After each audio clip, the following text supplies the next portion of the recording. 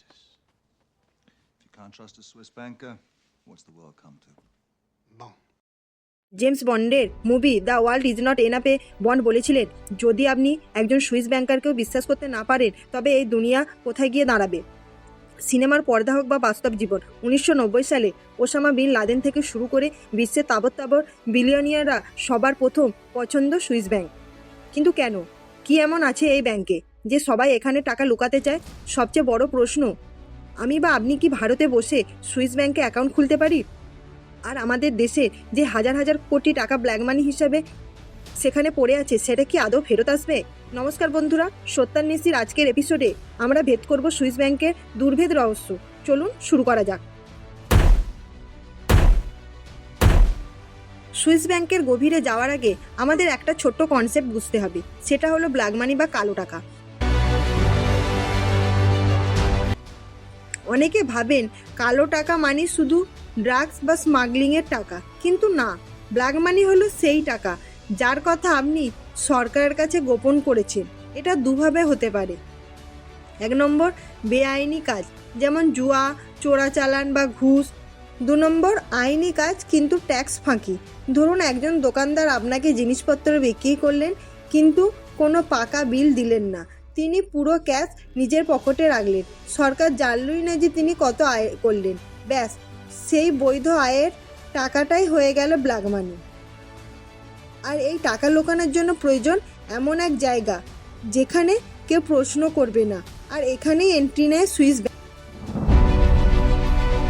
আসলে Swiss bank কোনো একটি নির্দিষ্ট ব্যাংক নয়। সুইজারল্যান্ডের সব ব্যাংকে একত্রে সুইস ব্যাংক বলা হয়, যেমন ইউবিএস, ক্রেডিট সুইস। এদের জনপ্রিয়তার মূল কারণ 1934 সালের একটি আইন, Swiss bank act of 1934, article 47।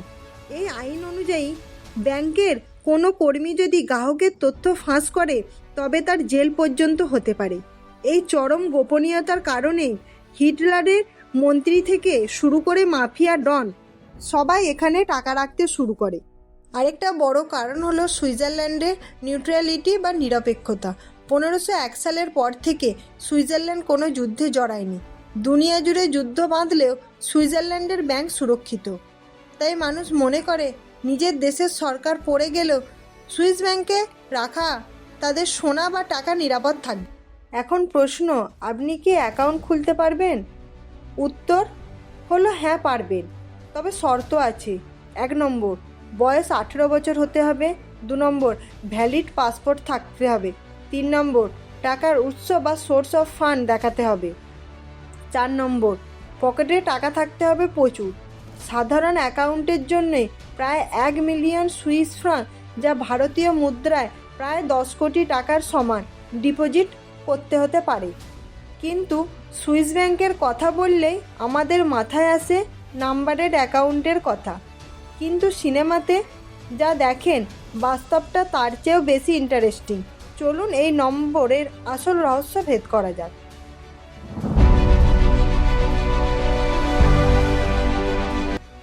একটা ভুল ধারণা ভাঙি। অনেকে ভাবেন নাম্বার অ্যাকাউন্ট মানে হলো ব্যাংকও জানে না এই অ্যাকাউন্টটি কার। এটা ভুল।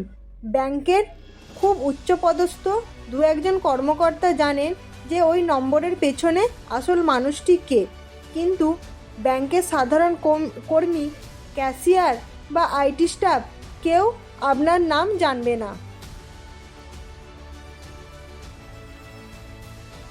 ব্যাংকে আপনি যখন টাকা জমা বা তোলবার জন্য যান তখন কম্পিউটার স্ক্রিনে আপনার নাম, ঠিকানা সব ভেসে ওঠে, কিন্তু সুইস ব্যাংকের নাম্বার অ্যাকাউন্টে আপনার নামের জায়গা একটি কোড থাকে, যেমন ধরুন 1234XY। ব্যাংকের অ্যাকাউন্টারে বসে থাকা কর্মী শুধু এই কোডটি দেখবেন, তিনি জানবেন না যে এর মালিক মিস্টার শর্মা নাকি কোনো বড় পলিটিশিয়ান। ফলে ব্যাংকের ভেতর থেকে তথ্য লিঙ্ক হওয়ার সম্ভাবনা শূন্য। লেনদেন, ব্যাংকের অভ্যন্তরীণ সব ডকুমেন্টে শুধু নম্বর ব্যবহার করা হয়। ব্যাংক আপনার বাড়িতে কোনো চিঠি বা স্টেটমেন্ট পাঠাবে না, সব ডকুমেন্ট ব্যাংকের ভেতরেই একটি ভোল্টে জমা থাকে। আপনি যখন সুইজারল্যান্ডে যাবেন তখন হাতে হাতে সেগুলো নিতে পারবেন। এতে আপনার পরিবারের লোক বা পোস্টম্যানও জানতে পারবে না আপনার অ্যাকাউন্টের কথা। সাইবার সুরক্ষা, যদি হ্যাকাররা ব্যাংকের সাধারণ সার্ভারও হ্যাক করে, তারা শুধু হাজার হাজার নম্বর পাবে, কোনো নাম পাবে না, কারণ আসল নামের তালিকা সম্পূর্ণ আলাদা একটি অফলাইন সিস্টেমে বা ফিজিক্যাল ভোল্টে রাখা থাকে। খরচ কত?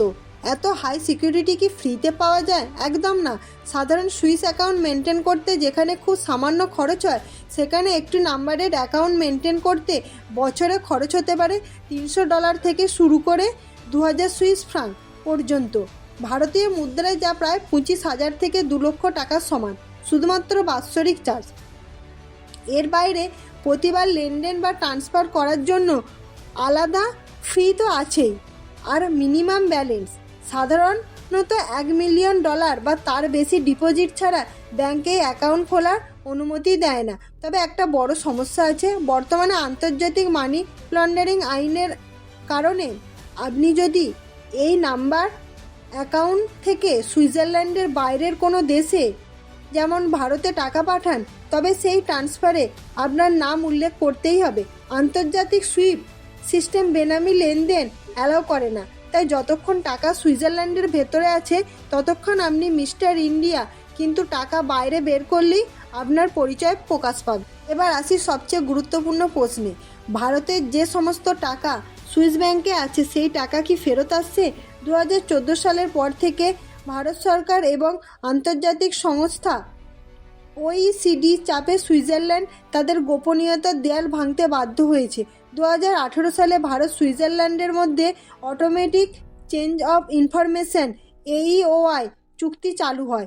এর ফলে 2019, 2020, 2021 সাল এবং 2022 সালে সুইস ব্যাংক ভারতীয় অ্যাকাউন্ট হোল্ডারদের বেশ কিছু তালিকা ভারত সরকারের হাতে তুলে দিয়েছে। তাহলে আমরা সেই নামগুলো জানতে পারছি না কেন? কারণ আন্তর্জাতিক চুক্তি অনুযায়ী এই তথ্যগুলো কেবল ট্যাক্স ইনভেস্টিগেশন এর কাজে ব্যবহার করা যাবে। জনসমক্ষে বা মিডিয়াতে এই নাম প্রকাশ করা নিষিদ্ধ, তাই সরকার তথ্য পেলেও আইনি প্রক্রিয়ার বাইরে তা প্রকাশ করতে পারছে না। তাছাড়া যারা চালাক অপরাধী, তারা এই কড়াকড়ি শুরু হওয়ার আগে টাকা সরিয়ে দুবাই বা পানামার মতো অন্য কোনো ট্যাক্স কম দেশে চলে গেছে। তাই সুইস ব্যাংকে এখন ভারতীয়দের টাকার পরিমাণ আগের চেয়ে অনেক কমেছে। তো বন্ধুরা, আজকের ভিডিও থেকে আমরা জানতে পারলাম যে সুইস ব্যাংক কোনো জাদুর বাক্স নয়, বরং এটি গোপনীয়তা বিক্রির একটি ব্যবসা। আর ব্ল্যাক মানি ফেরানো কেবল রাজনৈতিক প্রতিশ্রুতি নয়, এটি একটি জটিল আন্তর্জাতিক প্রক্রিয়া। ভিডিওটি ইনফরমেটিভ হলে মনে করলে আপনারা লাইক করুন এবং বন্ধুদের সাথে শেয়ার করুন। আপনি কি মনে করেন ভারতের সব ব্ল্যাক মানি একদিন উদ্ধার হবে? কমেন্ট করে জানান। দেখা হচ্ছে পরের ভিডিওতে, ততক্ষণ ভালো থাকুন।